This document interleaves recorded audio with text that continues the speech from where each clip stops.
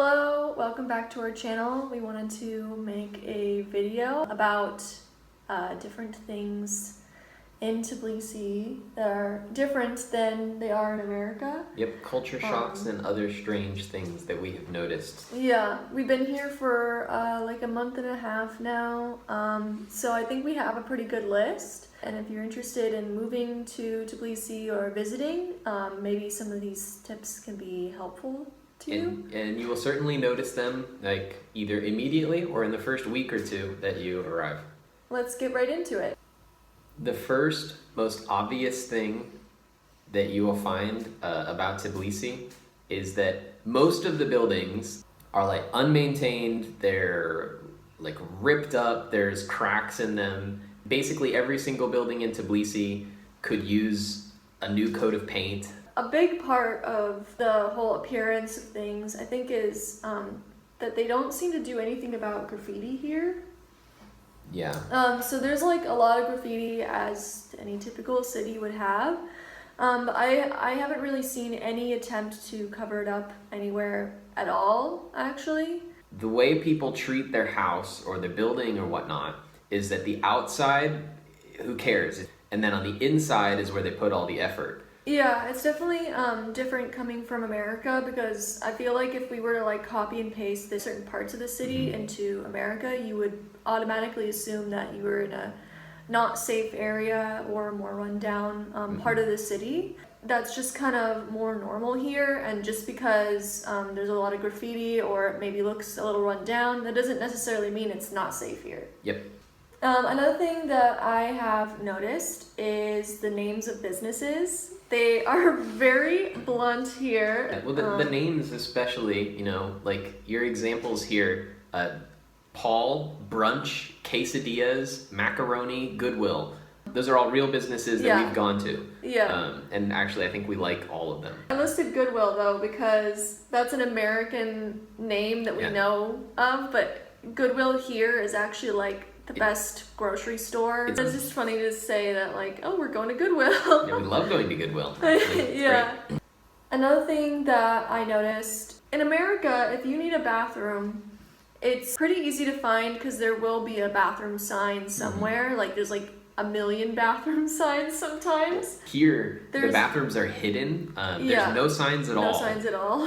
Even like, you know, maybe there's like a hallway on the second story of the mall, and it just kind of disappears and goes around the corner. There's no signs there that say that's the bathroom, and it's only the bathroom. But if there is going to be a sign, it's going to say WC for water closet, apparently. Yeah. Look out for signs that say WC if you're looking for a bathroom. Or just ask. Like, the easiest way is you just ask somebody.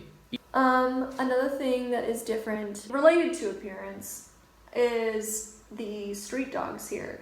In America, you don't really see street dogs. If you see a dog on the street, you're like, okay, where is its owner? Right, somebody lost this animal. Yeah. Here, it's quite common for dogs to have no owners. They are taken care of somewhat. They're tagged and they like get their vaccines and stuff. So that's good, but that is different. A lot of them get adopted. If you watched my last vlog, you'll know that there's our Henry is somewhere out there, and we're looking to adopt him. Yeah. But it's actually pretty common.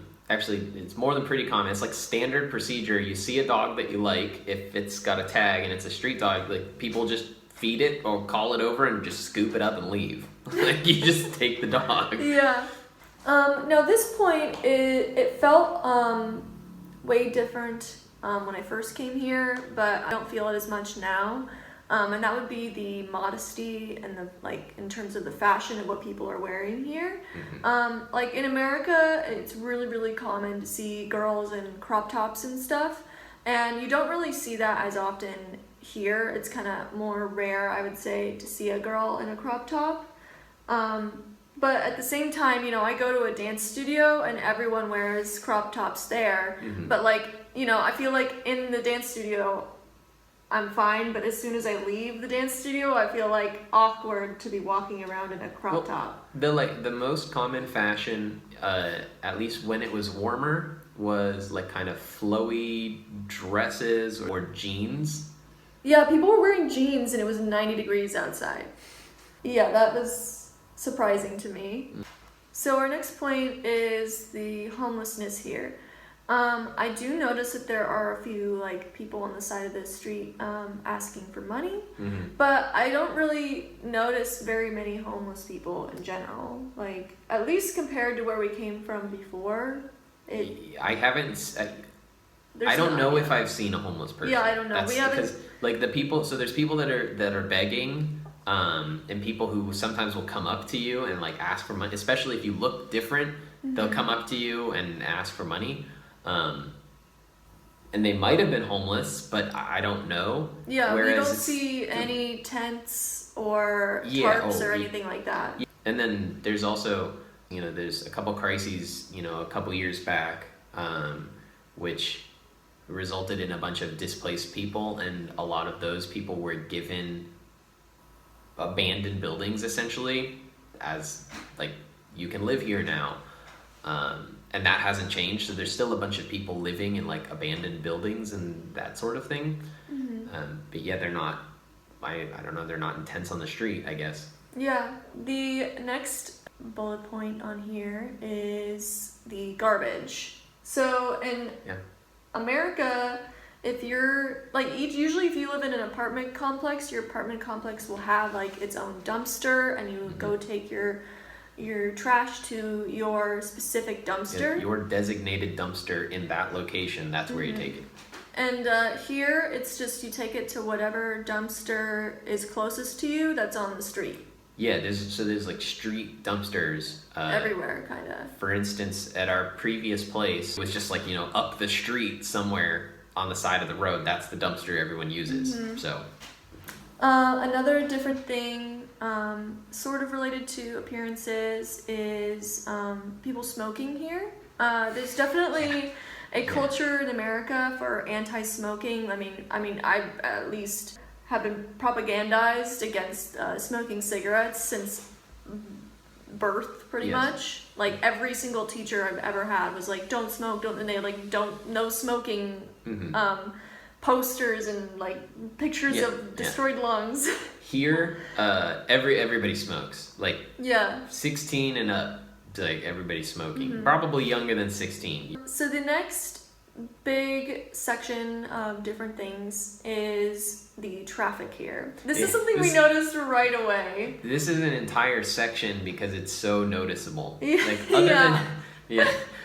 the first most obvious thing is that the lines in Georgia are decoration or suggestion. Like people they're just driving everywhere. They just don't give they don't care at all. Our last Airbnb host picked us up from the airport, and they were driving us to the Airbnb, and I remember her driving over the lines thinking, is she okay? And then I noticed the car in front of her was also doing that, and I was like, is that a thing here? Yeah, they just play like follow the leader and do crazy stuff. Yeah. Oh, so another thing that is different about the traffic here is that cars will literally park on the sidewalk. Yeah. Everywhere. For like no reason either. Like sometimes it's people who are like offloading materials, supplies, something like that, which is understandable. The ones where they just kind of drive up onto the sidewalk and park and leave, it's like, what the hell? Everybody else is parked normally, except you drove onto the sidewalk for some reason. Another kind of different thing for me, I think I hear that this is common in Europe, but it's different for me, is the cobblestone streets, or like the brick streets, or what, I don't know what they're exactly made out of. Yeah. But like they don't have any lines on them, and they're not like paved or anything. It's old brick streets. Yeah. Cobblestone, yeah. Yeah, some of them cobblestone, some of them bricks, and it's like that's the result of, every city that we've ever lived in is less than 200 years old. Another quick bullet point is that motorcycles are really loud here because it's not required that you have a muffler. Another interesting thing is that you'll very often see motorbikes, not necessarily motorcycles, but bikes. Yeah, like mopeds. On the sidewalk. Yeah, Like all the time. Yeah, in America, or at least where we're from, bikers aren't allowed on the sidewalks. You have to be bicycles. you have to be in your bike lane. And so here we have like motorbikes. Yeah. And they're just driving on the sidewalk. Yeah, here's a moped like delivery guy like weaving through people. It's pretty funny. Something we noticed when trying to visit a mall. So we had to get on the freeway to go to the mall. And there were places right off of the freeway, like directly off. Like you don't have to take an exit or anything. Yeah, it's like what we're talking about is the parking lot shares the freeway. Like you go from 40, 50 or whatever. If that's how you drive in Georgia, you'd go from 50 to 0 in like 6 feet. But there's like juice bars and cafes, all kinds of random stuff like directly off the freeway. Another thing I've noticed about kind of related to traffic is that Google Maps is not very reliable here. Yeah. It's definitely way more reliable in the US. Here businesses have been like closed for years and it still shows on Google Maps. It'll like show certain hours and you'll show up at those hours and it'll be closed. That's pretty normal. Like you have to figure it out. All the locations are incorrect. No, not all of them, but. And my last bullet point in regards to the traffic here is that sometimes you have to walk across the street, and sometimes these streets are like 3 lanes wide. Yeah, more than that. Like, you're walking across 4, 5, 6 lane streets sometimes. I do this daily. I mean, there isn't really a jaywalking rule here. It's not a thing. And on a lot of these like multiple lane streets, the cars are actually going pretty slow. Yeah. So you can kind of just walk across and look for a way to cross between each lane. I think a lot of times at least with the streets I've had to cross like that, there's just so many cars that they can't be going fast. So yeah, that too. Or I'll wait for like a red light or something, and then there's no one. Yeah. The next big thing that I wanted to talk about was the food here. One of the biggest things and first things that we noticed here was that like coffee shops or like cafes have full meals. Like you can get lunch or dinner there, and they have alcohol and they have dessert, and they have really good food too. Yeah, well, one of probably the best place that we have found so far is basically a cafe. It's called Louis Coffee, but they have a gigantic menu with breakfast, desserts, like all kinds of sandwiches and all kinds of things like that. And that's pretty normal. Like you'll go into a random little cafe and it turns out they also have 6 sandwiches and they serve 9 cocktails. It's like, oh, all right. And that leads me to the next point, which is you can get alcohol delivered to your doorstep here. Yes, yeah. Yeah. It's like saran wrapped. You get a cocktail, you grab it, and it's great. Yeah, you have to. I think the drinking age here is 18, but and we're definitely over 18. Yeah. But no one really seems to care. Like, you just were like, "Are you 18?" Yes, and then they delivered it to us. Yep. Yeah. Another thing, we knew this before coming, but it's worth noting if you don't already know, is that the food here is significantly cheaper. Compared to American prices, if you're coming from American, European, like any expensive Western country, comparatively will be the food here will be much cheaper. Yeah. However, there's like a caveat to that, which is most things will be cheaper, like the general foods. Imported things will be more expensive, and then there's the relative prices is completely out the window. Like my favorite example is that a block of cheddar cheese is more expensive than a bottle of wine. The wine that we got was like 10 or 12 or 14, 15 lari, and then the block of cheddar cheese was like 20 lari, which is in dollars, that's like about $6-7 for the cheese and $5 for the bottle of wine. Another thing that is different here about the food is that there are a lot of fruit stands here. At least where we come from, there aren't a lot of fruit stands. I don't think that's very common in America at all. America is really not suited for that because of all the suburbs and stuff, and you have to drive everywhere. Here, everyone's walking around all the time, so you can go to pretty much every corner and you're gonna find like somebody selling flowers or somebody selling fruits and vegetables, somebody selling like there's so many meats. fruit stands though. Yeah. Another thing that I personally really like a lot is that there are like a million lemonade flavors here. Like that's like a thing. They like lemonades. And there's also things that are labeled lemonade that aren't really lemonade. But also you can't really just get a plain lemonade. No, so I don't think it's kind of like as if it was lost in translation, the idea of a lemonade being like a lemon-based drink. Yeah. Because it's just kind of like a fruity sort of tea thing. I don't think that I've been to a restaurant yet that actually offered plain lemonade. Another thing is the Tarragon. Some Georgians that we've talked to are like, I don't know why everyone says that there's Tarragon and everything.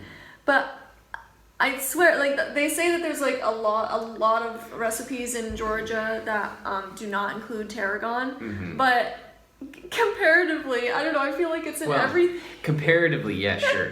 Yeah, so far in our 1 month of being here, we got these like dumpling type things. What are they called? The King Kali? Yeah, from the mall, and they came with Tarragon in them, even though it didn't say that. Yeah.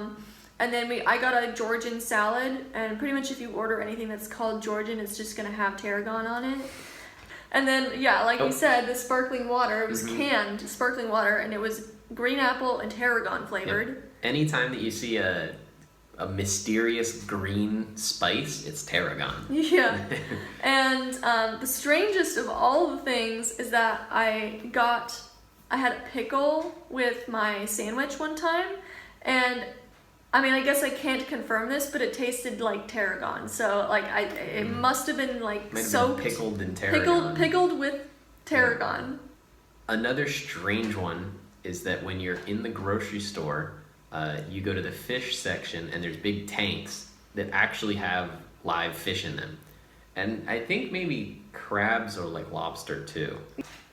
I think in America, people probably wouldn't like seeing the live fish. Right. They're fine eating the fish. They just don't want to think like, oh, that fish right there. Oh, okay, now it's in my bag.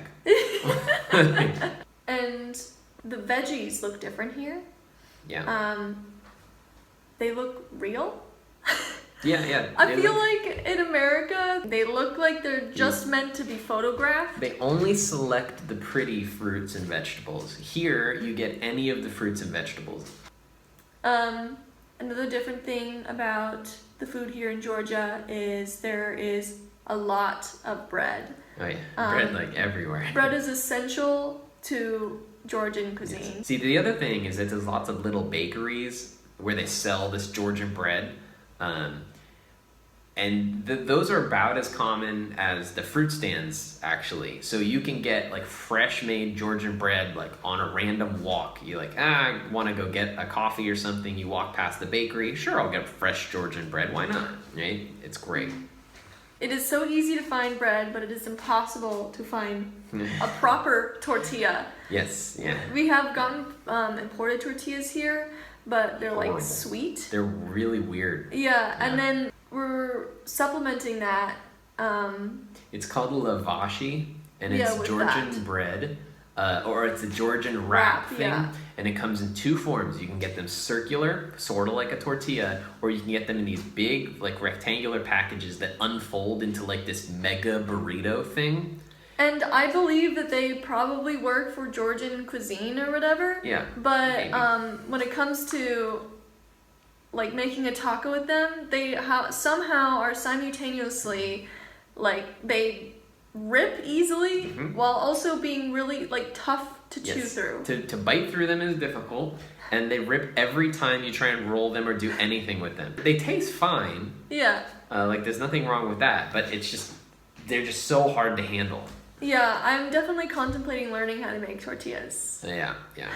Another different thing here is the other cultures' foods here, especially Mexican food, is not really the most authentic. I feel like in America we are kind of privileged in that way because there's so many different people from so many different cultures there, so you can get pretty authentic food. Okay. You can get like Turkish food, you can get Indian food, you can get like Asian foods and stuff like that. No problem. A bunch of European stuff, Russian food everywhere, and Ukrainian stuff. But Mexico, I think it's perhaps because it's several thousands of miles away. They have horrible Mexican food here, and it's all weird. Yeah, we got a quesadilla, which it had corn in it and like sweet peppers and stuff. I'm not trying to be rude, but how do you mess up a quesadilla? I don't get it. But it did not taste like a quesadilla. No. But no, it was sweet and like tangy and very strange. It was strange. That was very sad. Quesadillas from the place called Quesadillas. Mm-hmm. Not bad. Yeah. Not bad.